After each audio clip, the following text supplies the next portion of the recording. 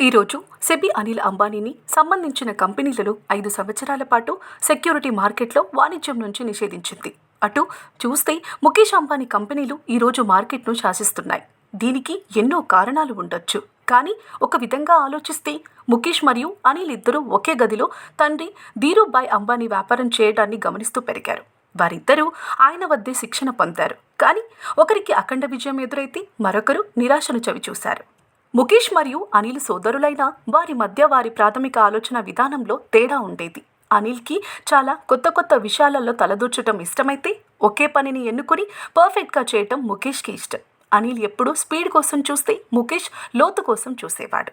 వివాహం తర్వాత కొన్నాళ్లకి సోదరుల మధ్య మనస్పర్ధలు ప్రారంభమయ్యాయి. విడిపోవాలని అనుకున్నారు. మొదట్లో ఎవరు నిర్వహిస్తున్న వ్యాపారాన్ని వారు ఉంచుకోవాలనుకున్నారు. కానీ దానికి అనిల్ ఒప్పుకోలేదు. తల్లి కోకిలాబెన్ అభ్యర్థన మేరకు పంపకాలకు ఐసిఐసిఐ యొక్క కామత్ సలహాదారుగా నియమితులయ్యారు.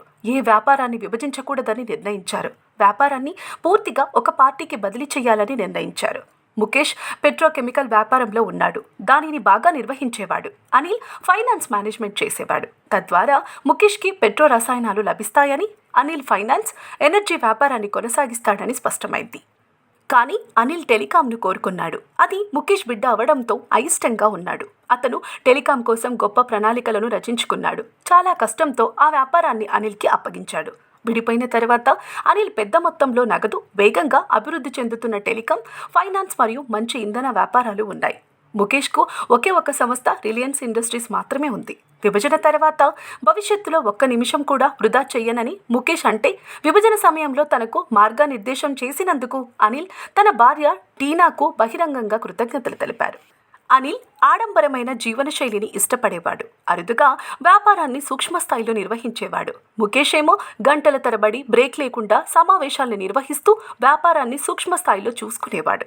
ఈరోజు వారి వ్యాపారాలు వారి వ్యక్తిగత లక్షణాల కారణంగానే ఈ స్థాయిలో ఉన్నాయి. అంతేకాని ముఖేష్ అదృష్టవంతుడనో అనిల్ దురదృష్టవంతుడోనైతే మాత్రం కాదు అని భావన.